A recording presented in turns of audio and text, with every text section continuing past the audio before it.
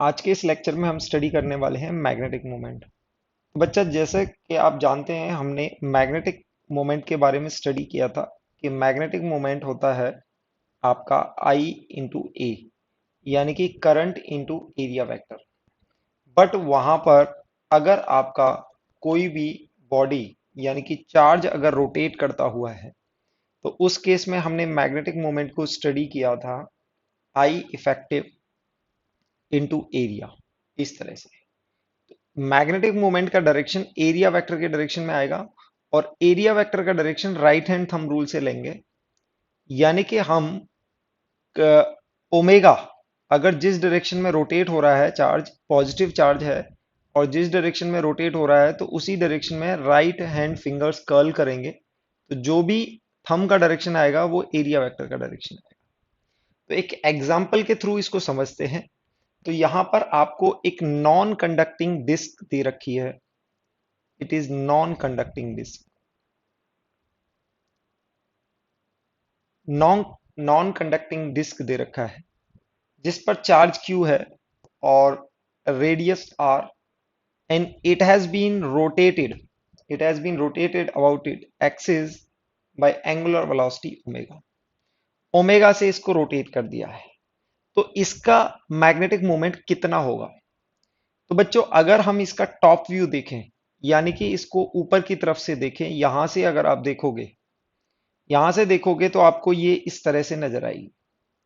तो यहां पर डिस्क पर यूनिफॉर्मली डिस्ट्रीब्यूटेड है, और हम यहां पर सिग्मा को बोल देते हैं charge per unit area. This is charge density, surface charge density भी बोल सकते हैं। Sigma is charge per unit area, और टोटल रेडियस इसका कैपिटल आर है।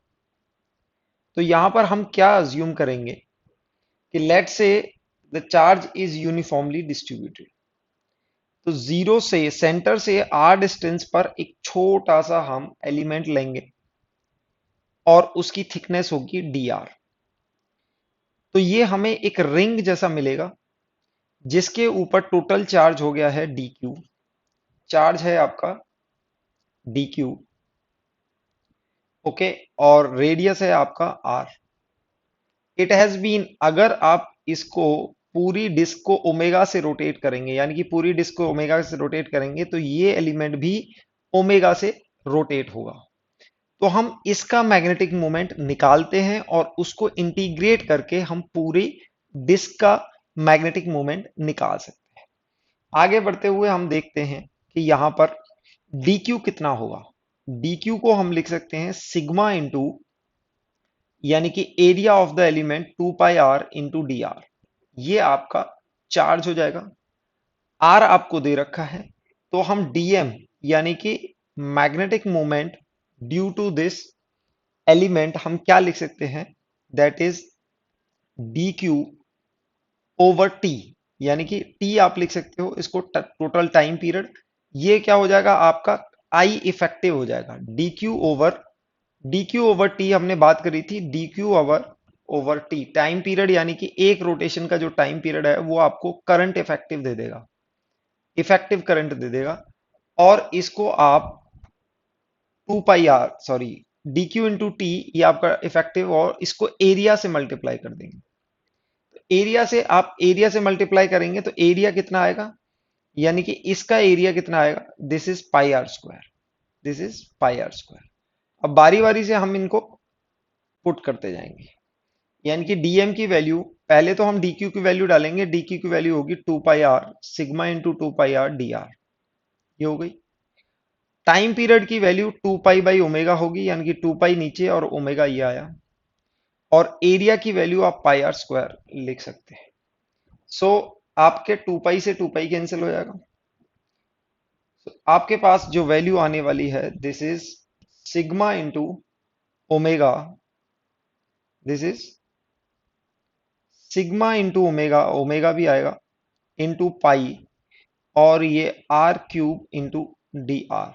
ये डीएम की वैल्यू आने वाली है। ये आने वाली है। आप इसको इंटीग्रेट करेंगे, आप इसको इंटीग्रेट करेंगे, और लिमिट में आप पुट करेंगे जीरो टू कैपिटल आर, तो आपको पूरा मैग्नेटिक मोमेंट मिल जाएगा। पूरा मैग्नेटिक मोमेंट क्या होगा? यानी कि सिग्मा ओमेगा पाई, ये तो कांस्टेंट है, आप इसको इंटीग्रेट करेंगे, ये मिलेगा आर की power 4/4। Zero to capital r limit put करेंगे तो आपको यही वैल्यू मिल जाएगी, यानी कि total magnetic movement is sigma into pi. Vector form में करेंगे तो ये ओमेगा की डायरेक्शन में होगा, आर की पावर 4/4। जिस डायरेक्शन में ओमेगा होगा उसी डायरेक्शन में आपका मैग्नेटिक मूवमेंट होगा। यानी कि अगर आपका ओमेगा ऐसे ये अगर ऊपर से देखने वाली एंटी क्लॉकवाइज घूम रही है तो आप राइट हैंड फिंगर्स को ऐसे कर्ल करेंगे तो आपका ओमेगा की डायरेक्शन ये होगी और इसी डायरेक्शन में आपका मैग्नेटिक मूवमेंट होगा।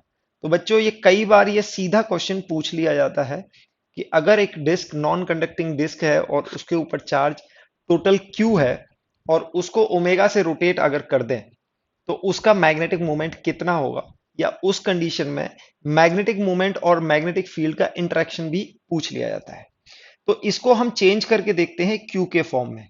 तो मैग्नेटिक मोमेंट को हम, अगर आप sigma into pi are square, sorry यहां पर होगा पाई आर की power 4, this is pi r की पावर 4।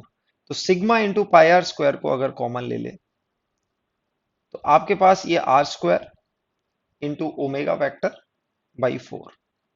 तो आप जानते हैं sigma into pi are square को आप क्या लिख सकते हैं, चार्ज, टोटल चार्ज लिख सकते हैं। तो total magnetic moment will be q into are square into omega by 4। ये फाइनल आपका रिजल्ट निकल के आया है। तो बच्चों इस रिजल्ट को हम थोड़ा कुछ और डिटेल में स्टडी करते हैं, यानी कि ये आपका Q R square omega by 4।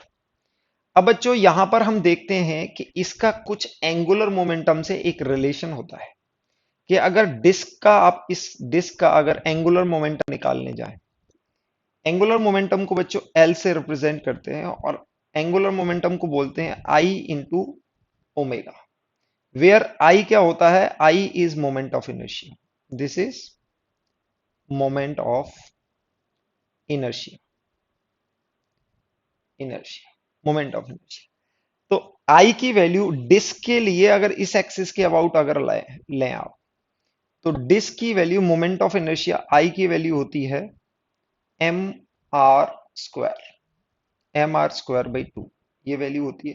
तो आपके पास एंगुलर मोमेंटम की value m are square into omega by 2 आए, m are square by omega by 2 आ गया है और एंगुलर मोमेंटम का डायरेक्शन भी ओमेगा के डायरेक्शन में होता है। तो अभी आप देखो इन दोनों को हम कंपेयर करते हैं, यानी कि अगर आप मैग्नेटिक मोमेंट और एंगुलर मोमेंटम का अगर रेशियो लेने जाएं तो यहां पर आपको क्या मिलेगा, q are square omega by 4 और this is m are square omega by 2। यानी कि आपके पास magnetic moment upon angular momentum का रेशियो ये ऑलवेज आपके पास क्यू बाई 2m आएगा। ये क्या आएगा, क्यू बाई।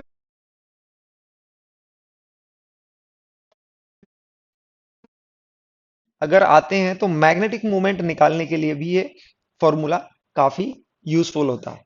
तो आप कभी भी मैग्नेटिक मोमेंट किसी भी कॉन्फ़िगरेशन का अगर निकालेंगे तो आप क्या करेंगे, Q अपॉन जो भी चार्ज है upon 2m into angular momentum. आप इस तरह से एंगुलर मोमेंटम निकाल सकते हैं। और एंगुलर मोमेंटम का बच्चों आपको फॉर्मूला याद होना चाहिए, I इंटू ओमेगा। इसकी हेल्प से आप, अब this result holds for every configuration. ये हमने सिर्फ डिस्क के लिए निकाला है, लेकिन you can calculate for ring, for sphere, solid sphere, hollow sphere, किसी के लिए भी निकाल सकते हैं। तो फॉर एग्जाम्पल अगर हम बात करते हैं रिंग की, तो रिंग की अगर आप डायरेक्ट एंगुलर मोमेंटम के थ्रू मोमेंट ऑफ इनर्शिया निकालने चाहें तो रिंग का एंगुलर मोमेंटम होता है आई इंटू ओमेगा। आई यहां पर होता है एक्सिस के about m are square into omega. तो मैग्नेटिक मोमेंट को हम क्या लिख सकते हैं, q upon 2m into angular momentum.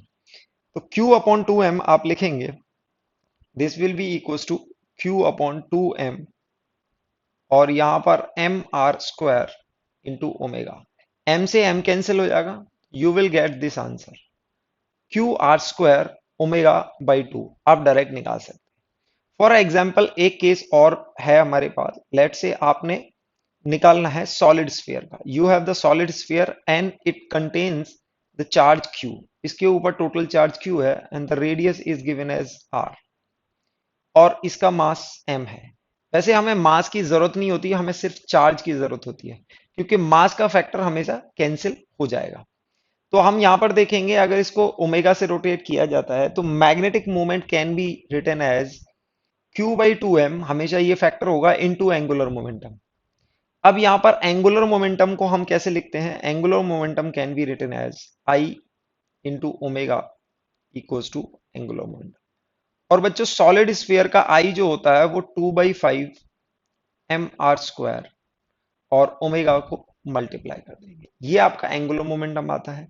तो आप मोमेंटम निकालने के लिए आप क्या करेंगे? क्यू बाई टू एम और यहां पर 2/5 m are square into omega से मल्टीप्लाई कर देंगे। एम एम टू टू आपका कैंसिल हो जाएगा, तो आपके पास सीधा मैग्नेटिक मोमेंट आएगा q are square by 5 into omega. और आप मैग्नेटिक मोमेंट का डायरेक्शन आप निकाल सकते हैं। क्यू जो भी ओमेगा डायरेक्शन होगा वही आपका एम का डायरेक्शन होगा, यानी कि मैग्नेटिक मोमेंट इस तरफ कहीं होगा। जिस भी एक्सिस के अबाउट आप उसको रोटेट करेंगे उसी एक्सिस के डायरेक्शन में, क्योंकि एक वेक्टर क्वांटिटी है तो इसका डायरेक्शन भी हमें नोन होना चाहिए। देन बच्चों वी विल स्टडी कि अगर मैग्नेटिक फील्ड में अगर एक रिंग है और उस रिंग में अगर चार्ज फ्लो कर रहा है, तो हमने बच्चों हमने स्टडी किया था कि एम और बी का इंटरेक्शन में स्टेबल इक्विलिब्रियम कब होता है। इनके बीच में अगर जीरो एंगल है तो स्टेबल इक्विलिब्रियम होता है, पाई एंगल पर अनस्टेबल इक्विलिब्रियम होता है और 90 डिग्री पर टॉर्क मैक्सिमम होता है। तो बच्चों आप उसको स्टडी करें, ठीक है।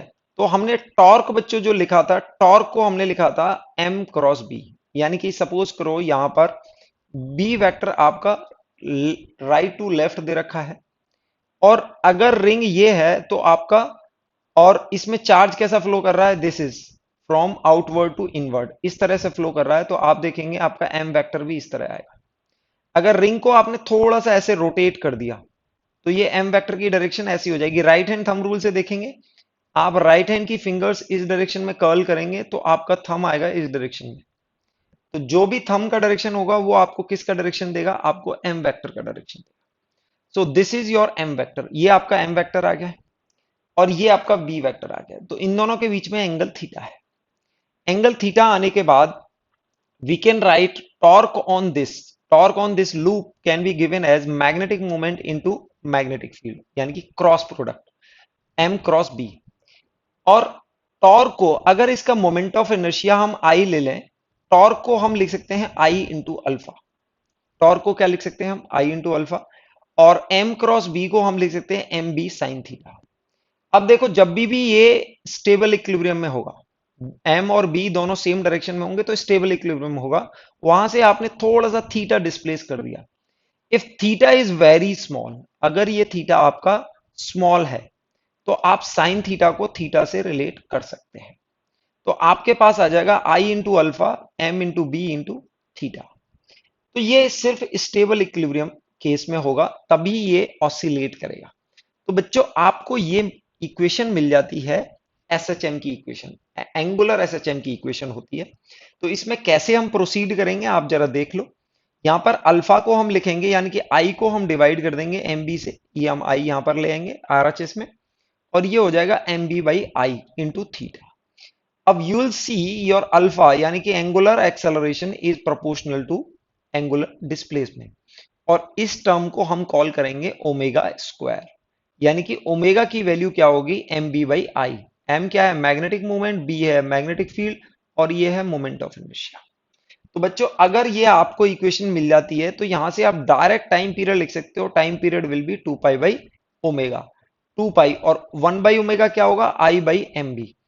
तो आपको ये याद रहना चाहिए, कई बार लूप के ऑसिलेशंस का क्वेश्चन डायरेक्ट आपको पूछ लिया जाता है। इट इज 2 pi I/mb, ये फॉर्मूला आपको याद होना चाहिए। यहां पर I is the moment of inertia, alpha is the angular acceleration, theta is angular displacement, m is the magnetic moment and b is the magnetic.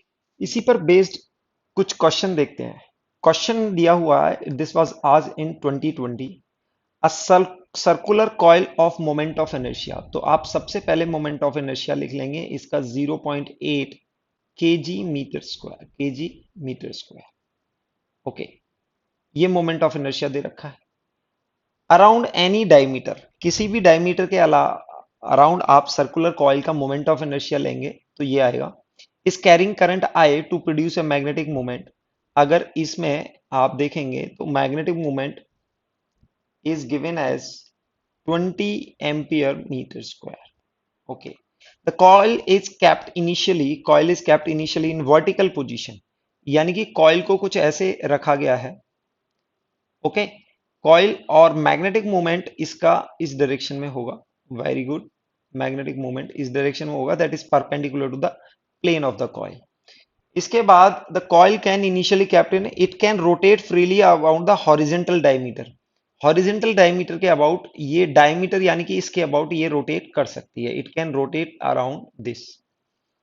Then question में दिया हुआ है when uniform magnetic field 4 Tesla along vertical applied along vertical, यानी कि इस direction में आपका magnetic field है, it starts rotating around its horizontal diameter, angular speed of the coil acquires after rotating by 60 degree will be।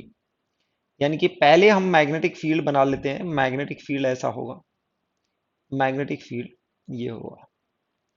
तो बच्चों आप देख सकते हैं मैग्नेटिक फील्ड, और magnetic field initially magnetic field is perpendicular to magnetic moment, ये है। तो आप यहां पर ये बोल रहे हैं कि अगर ये 60 डिग्री की रोटेशन होती है, यानी कि आपका मैग्नेटिक फील्ड इस जगह यानी कि 60 डिग्री का रोटेट कर जाता है, तो यहां पर एंगुलर स्पीड क्या अचीव होगी। तो बच्चों आपको याद होगा potential energy can be given as -m.b, m.b, और यहां पर potential energy at 90 degree assume to be 0। तो हम कह सकते, यहां पर हम एनर्जी कंजर्वेशन से लिख सकते हैं कि initial potential energy plus kinetic energy initial equals to final potential energy plus kinetic energy final. यानी कि इनिशियल पोटेंशियल एनर्जी आप देखेंगे 90 डिग्री का एंगल है तो जीरो हो जाएगी, काइनेटिक एनर्जी भी इनिशियल है तो जीरो हो जाएगी। Very good. अब यहाँ पर फाइनल पोटेंशियल एनर्जी को -m.b से लिखेंगे तो इनके बीच में एंगल कितना है 60 डिग्री, तो एंगल आपको थीटा दिया हुआ है 60 डिग्री, तो ये हो जाएगा mb cos 60, cos 60 degree plus kinetic energy final को आप हाफ आई ओमेगा स्क्वायर लिख सकते हैं। I is the moment of inertia, omega is the angular speed. तो आप इसको कैलकुलेट करेंगे तो आपके पास आ जाएगा half I omega square equals to M B cos theta की वैल्यू क्या हो जाएगी 1/cos 60 इज 1/2, 2 कैंसिल हो जाएगा, तो आपके पास ओमेगा की वैल्यू आ जाएगी एम बी ओवर आई का रूट।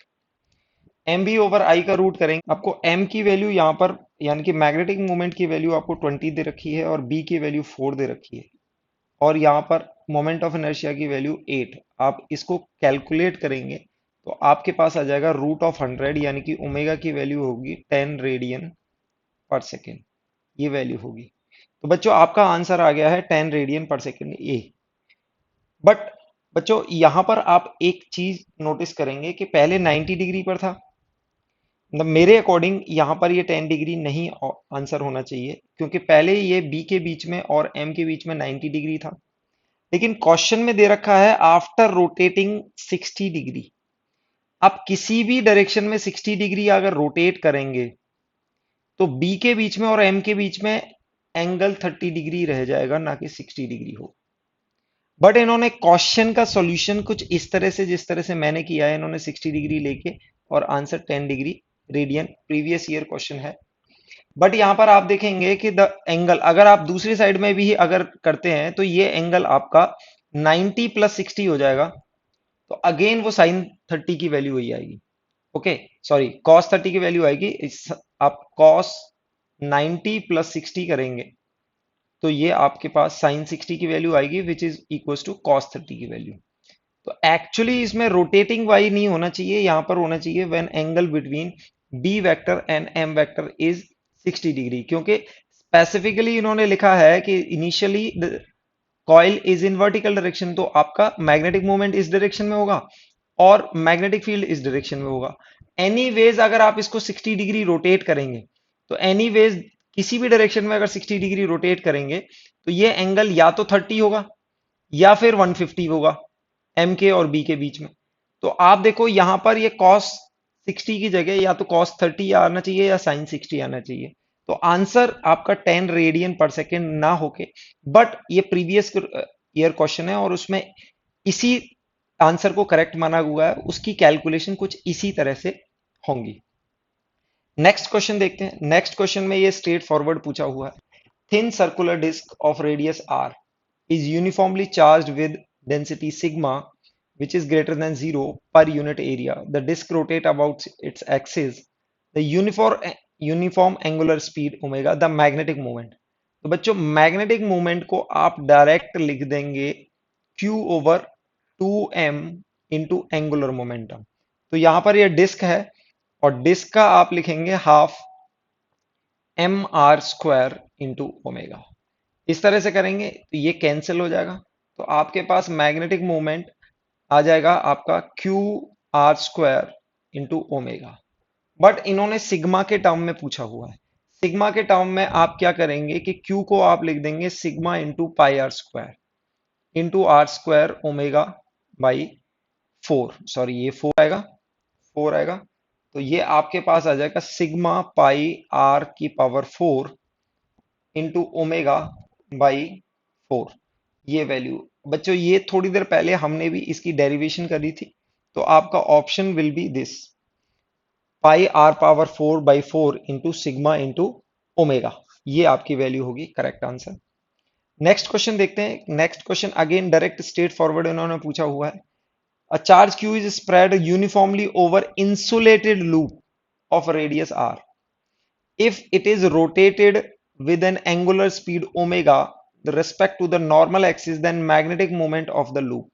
यहां पर क्या है, इंसुलेटेड लूप है यानी कि रिंग है, रिंग है। रिंग को आप डायरेक्ट लिख सकते हो magnetic moment. Magnetic moment is equals to यानी कि Q ओवर 2m, आप लिखेंगे इसको Q ओवर 2m और इसका मोमेंट ऑफ इनर्शिया होता है M R square into omega इसकी एंगुलर स्पीड।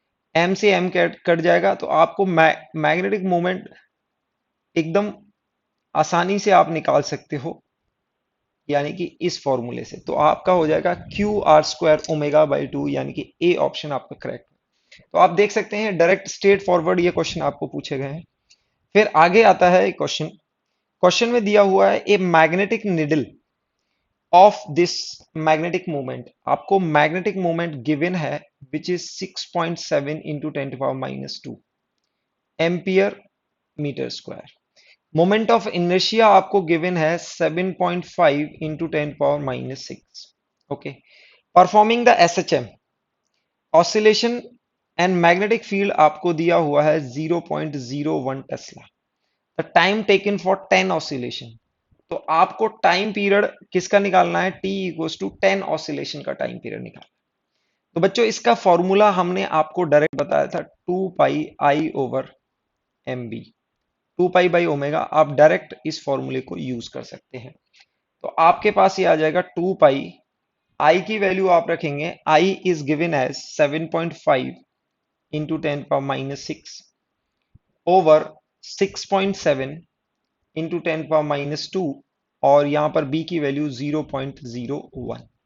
तो आप इसको कैलकुलेट करेंगे, this is almost equals to 2 pi. आप इसको कैलकुलेट करेंगे, ये आपके पास आएगा 1.06 अपॉन 10 के आसपास है। इसको कैलकुलेट करेंगे, this will give you around 6.65 second. इस तरह से आपका time period for 10 oscillation will come out to be 6.65 second. Next question भी स्ट्रेट फॉरवर्ड पूछा गया है। A small circular loop of conducting wire has radius A, carries current I. It is placed in a uniform magnetic field B perpendicular to its plane, यानी कि यहां पर magnetic field perpendicular है, such that when rotated slightly about its diameter and release it starts performing SHM, यानी कि यहां पर circular loop लिया गया है। ओके, अब लूप में ये इस तरह से दिया गया है और मैग्नेटिक फील्ड इसके परपेंडिकुलर है। आप इस तरह से अगेन उसी क्वेश्चन पे मान सकते हैं। Okay, now it is performing the SHM. तो हम क्या बोल सकते हैं, हम बोल सकते हैं कि इसका जो टाइम पीरियड होगा 2 pi I over m B होगा। यहां पर हम 1/1 वैल्यू रखेंगे टाइम पीरियड में, विच इज इक्वल टू 2 पाई, और यहां पर मोमेंट ऑफ इनर्शिया की आप वैल्यू रख सकते हो, दिस इज अलोंग डायमीटर होगा हाफ एम आर स्क्वायर। और मैग्नेटिक मोमेंट क्योंकि इसके अंदर करंट दिया हुआ है, करंट दिया हुआ है, तो आप करंट को ले सकते हो आई इंटू ए, और ए की वैल्यू दे रखी है आपको, आप लूप का ए निकाल सकते हो, यानी कि पाई आर स्क्वायर निकाल सकते हो, इट इज इंटू बी। तो आप देखेंगे यहां से आपका आर आर कैंसिल हो जाएगा, so you will get this is 2 pi root over M by 2 pi into I into B. अब देखेंगे 2 पाई बाहर है, 2 पाई अंदर है, तो अंदर इस 2 पाई का स्क्वायर आएगा, you will get this is 4 into pi square into M over 2 pi I into B and whole root. यहाँ पाई से पाई कैंसिल हो जाएगा, 2 से 2 कैंसिल हो जाएगा, finally you will get answer time period will be equal to 2 pi m over I into B, इसका whole का root रहेगा। तो आप देखेंगे आंसर का ऑप्शन आएगा आपका C will be your correct answer. Next question देखिए, यहां पर एक रेक्टेंगुलर लूप दिया हुआ है, rectangular loop of side 10 centimetre and 5 centimetre, carrying a current of 12 ampere placed in a different orientation as shown।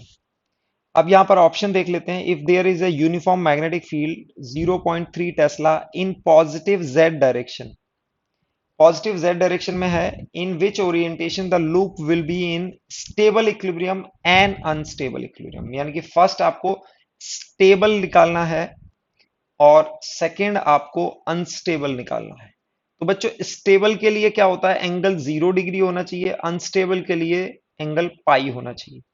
तो आप पॉजिटिव जेड डायरेक्शन में देखेंगे, पॉजिटिव जेड डायरेक्शन में magnetic moment, positive Z direction में आप देखेंगे, पॉजिटिव जेड डायरेक्शन में आपको पास बी का डायरेक्शन आपको पॉजिटिव जेड डायरेक्शन में मिल जाएगा स्टेबल इक्विलिब्रियम में।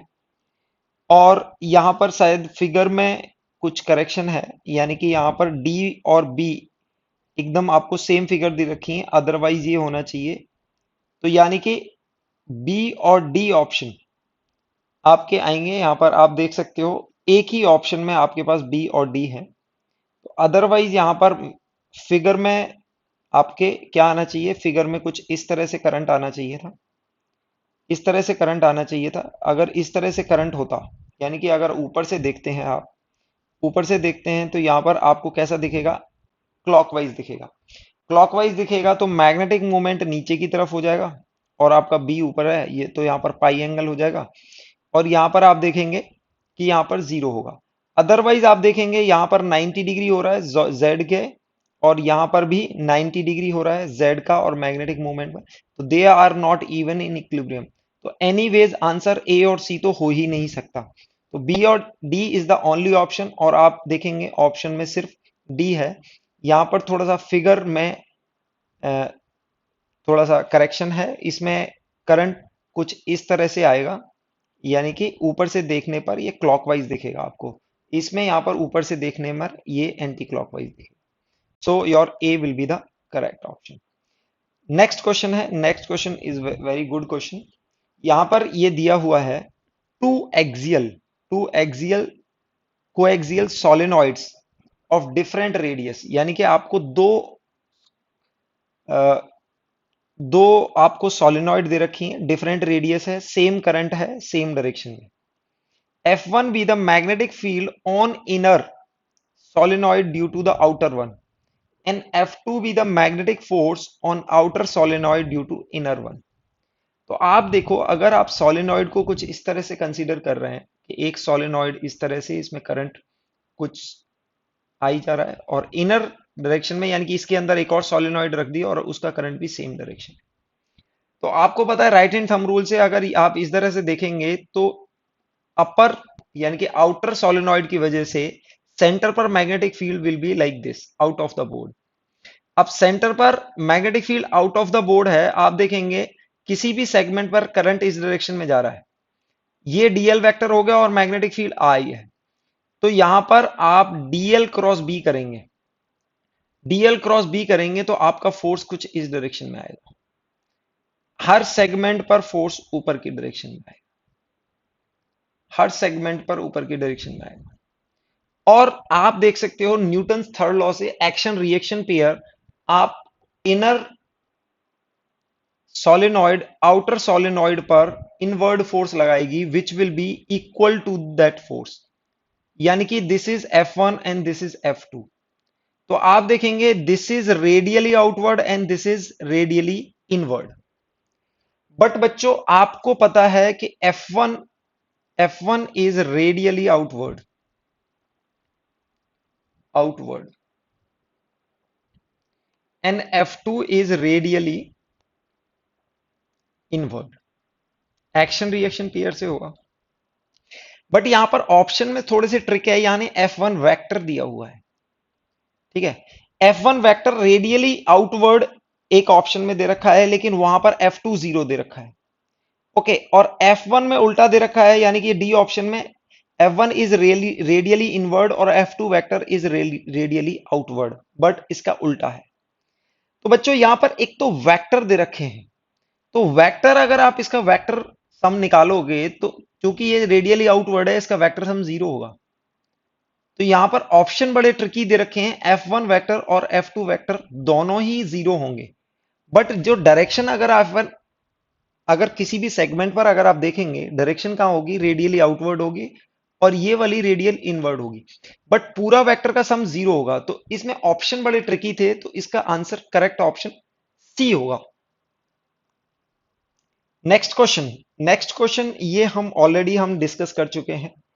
नेक्स्ट क्वेश्चन में दे रखे हैं कि एक आपके पास करंट कैरिंग वायर है और इससे बहुत दूर एक छोटा सा सर्कुलर लूप है। बहुत ही अच्छा क्वेश्चन है, 2019 में पूछा गया है। थोड़ा सा अनऑर्थोडॉक्स क्वेश्चन है, out of the box question है। तो इसमें दो मेथड से हम कर सकते हैं, या तो एक इसको स्क्वायर लूप मान लेते हैं और ये डी डिस्टेंस पर रख देते हैं। तो अगर आप स्क्वायर लूप मानते हैं, स्क्वायर लूप, तो स्क्वायर लूप का जो भी फोर्स आता है, हम स्क्वायर लूप अगर हाँ यहां पर कंसीडर करते हैं, यानी कि आप कुछ इस तरह से कंसीडर करेंगे, ये आपका आई होगा और यहां पर एक स्क्वायर लूप है जिसकी साइड है ए, ए, ए और ए। यहां पर ये डिस्टेंस है डी, ओके। ये डिस्टेंस डी हो गया, ये स्क्वायर लूप है। तो यहां पर आपको पता है मैग्नेटिक फील्ड स्ट्रांग होगा, magnetic field will be the into the plane, और ये कुछ इस तरह से जा रहा है। तो आप देखेंगे डीएल क्रॉस बी यहां पर इस तरह से फोर्स लगेगी, दिस इज F1 और यहां पर वीक फोर्स होगी F2। तो यहां पर F1 ज्यादा होगी, F2 कम होगी और अट्रैक्टिव फोर्स होगी। तो हम ये F3 F4 एक दूसरे को कैंसिल कर देती है, F3 F4 कैंसिल कर देती है। तो नेट फोर्स को हम लिख सकते हैं F1 minus F2, F1 minus F2 लिखते हैं। और F1 माइनस F2 लिखने में हमें जो मिलता है, this is mu naught I into A over this is 2 pi, okay, 1 by A minus 1 by A plus D, ये मिल जाएगा। This is 1 by D 1 minus 1 plus A by D, ये ऑप्शन मिलेगा। यानी कि F1 F2 पर हम magnetic field निकाल लेंगे और दोनों के म्यू, यानी कि F equals to B I L से हम निकालेंगे, बी दोनों B I L. F1 leftward होगा, F2 आउटवर्ड होगा। तो आपसे ये निकाल के आपके पास ऑप्शन आ जाएगा mu naught I into A 2 pi, and यहां से भी ए मिलेगा, this is a square D into A plus D. ये मिलेगा। और फिर ऑप्शन आपको दे रखा है, अगर ये बहुत दूर हो तो स्क्वायर लूप और सर्कुलर लूप दोनों एक तरह से ही बिहेव करेंगे, क्योंकि यहां पर आपको d is much much greater than a दे रखा है। अगर स्क्वायर लूप को बहुत दूर ले जाएं, it will behave just like a circular, और सर्कुलर बिहेव लाइक ए, क्योंकि ये बहुत दूर पर it will like a point, यानी कि बहुत छोटा सा लूप कंसीडर होगा। Shape will doesn't matter, will not matter. Okay, so यहां पर क्या करेंगे, तो हम d को, d is much much greater than a, तो आप क्या करेंगे, d को यहां से कॉमन ले लेंगे। d को आप कॉमन लेंगे, this will, you will gate mu I A square, और यहां पर 2 पाई, d को कॉमन लेंगे तो this is D square 1 plus A by D. ये a बाई डी आएगा, और a by D will tends to zero. तो आप देखेंगे जो भी फोर्स आ रही है, force is proportional to A square by D square, A by D का होल स्क्वायर। तो आपका ऑप्शन हो जाएगा डी। बच्चों, इसको दूसरा तरीका एक और क्वेश्चन को करने का है कि यहां पर जब भी नॉन यूनिफॉर्म में, जब भी आपको नॉन यूनिफॉर्म, आप देख सकते हैं non uniform, non uniform magnetic field की बात करें, तो अपने को पता होता है कि potential energy can be given as minus M dot B. तो आप फोर्स को लिख सकते हैं minus D U by D R. तो ये हो जाएगा m इंटू बी का डेरिवेटिव, माइनस माइनस एक प्लस हो जाएगा, और आप इसका मैग्नेटिक मोमेंट कांस्टेंट है, हम dB बाई डी आर कर सकते हैं। तो b की वैल्यू क्या आती है, अगर d डिस्टेंस पर b की वैल्यू आती है mu naught I by 2 pi R. इसको डिफरेंशिएट करेंगे तो आपके पास मिल जाएगा minus mu I over 2 pi are square, ये मिल जाएगा। ये आपका, ये वैल्यू होगी dB बाई डी आर की, this is dB by D are, ये value dB by D R की। अगर इसमें मैग्नेटिक मोमेंट मल्टीप्लाई करोगे तो magnetic moment will B I into, जो भी लूप है, आई इंटू क्या होगा, आई इंटू ए स्क्वायर, यानी कि इसका एरिया होगा। आई इंटू ए स्क्वायर से आप म्यू नॉट आई टू, इस this is I two and this is I one over 2 pi are square. तो आप आर को ये देख सकते हो, आर क्या होगा, आर इज मैग्नेटिक फील्ड, यानी कि ये डी को आपने आर लिया हुआ है, क्योंकि आप आर डिस्टेंस पर निकाल रहे हैं, आर डिस्टेंस पर मैग्नेटिक फील्ड निकाल रहे हैं, तो डी क्या होगा, आर होगा। तो यहां पर आपका this is proportional to A square by D square.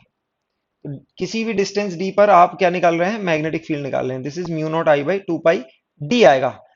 यानी कि इसको आर अगर ले लें और आप इसको डिफरेंशिएट करें, आर स्क्वायर आएगा, आर की वैल्यू आप डी रख सकते हैं, तो 1 बाई डी स्क्वायर के प्रोपोर्शनल आएगा। मैग्नेटिक मूवमेंट में आपका ए स्क्वायर आएगा, आप मैग्नेटिक मूवमेंट मल्टीप्लाई करेंगे एफ निकालने के लिए, this is DV by D R, तो ये A square by D square के प्रोपोर्शनल आएगा। तो दोनों तरीके से इस क्वेश्चन को आप सॉल्व कर सकते हैं।